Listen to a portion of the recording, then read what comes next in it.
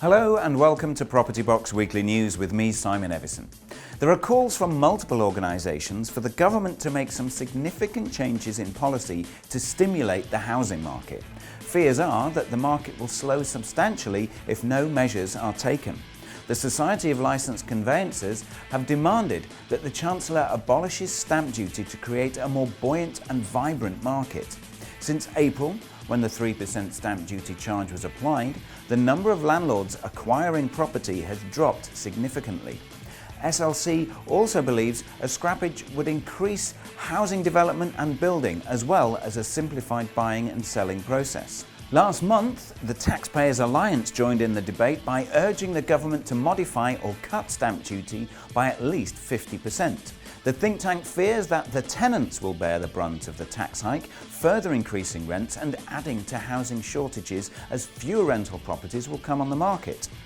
The abolishment of stamp duty is one of several measures the Residential Property Surveyors Association recommends. They welcomed the lowering of corporation tax but believes more needs to be done.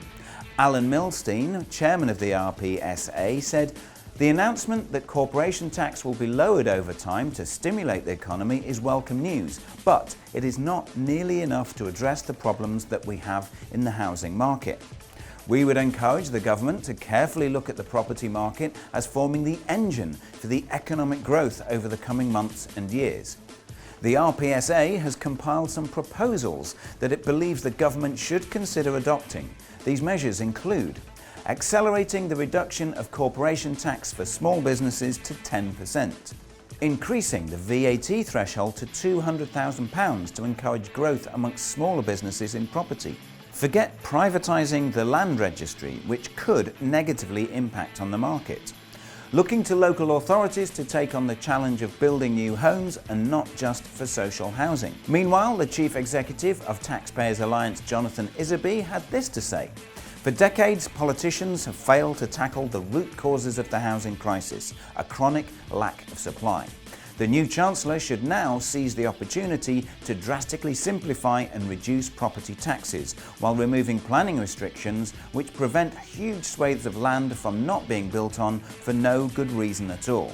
We'll monitor this story further, and as always, your comments are welcome below. A recent case where another so-called slumlord has been fined for failure to make essential repairs highlights the importance of maintaining a livable standard within your rental properties. A landlord from Cricklewood, North London, failed to explain how his £1,000 per calendar month property had fallen into such bad repair. Faults included excessive damp and mould, leaking boiler and a rotting front door. He claimed he had not been in the flat since the 1990s and had no idea of its state, highlighting the importance of regular inspections.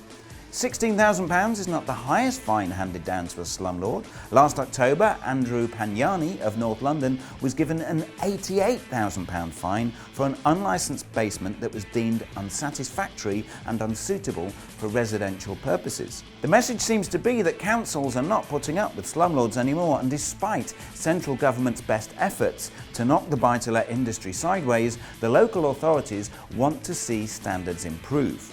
Regular inspections and good communication with tenants ensure you keep on top of your maintenance issues. And now it's time for our new feature, Market Roundup, with Nuria Kearns, as she takes a closer look at some of the stats and figures in the marketplace today. House prices in the 3 months to August are 1.6% higher than in the preceding 3 months, according to the August edition of the Halifax House Price Index.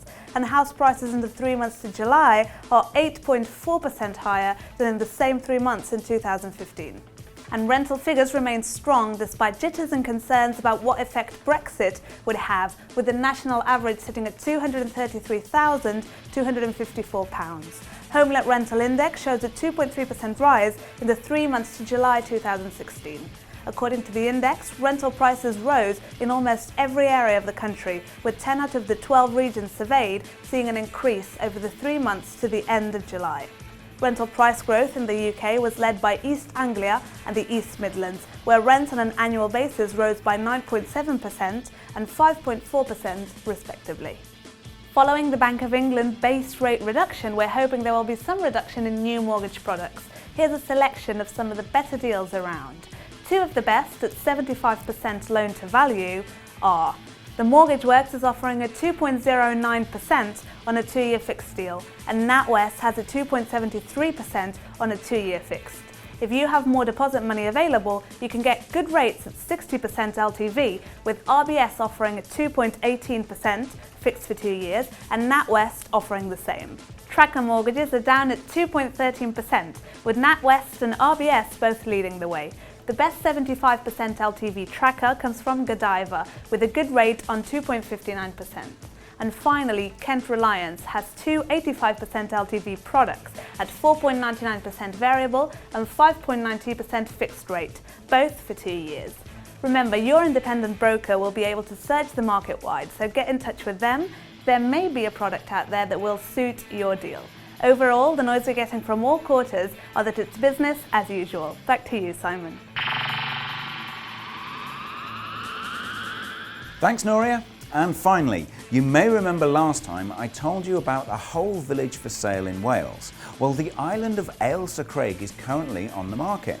This iconic island in the Firth of Clyde, lying 10 miles off the coast, is home to a bird sanctuary, a lighthouse, 4 holiday-let cottages with an annual income of £26,000, and the most important Blue Hone granite quarry, known the world over as the source of granite for curling stones. For a cool $1.5 million, you could be the owner of the only island to win a gold medal at the Olympics. That's all from me. See you next time. Goodbye.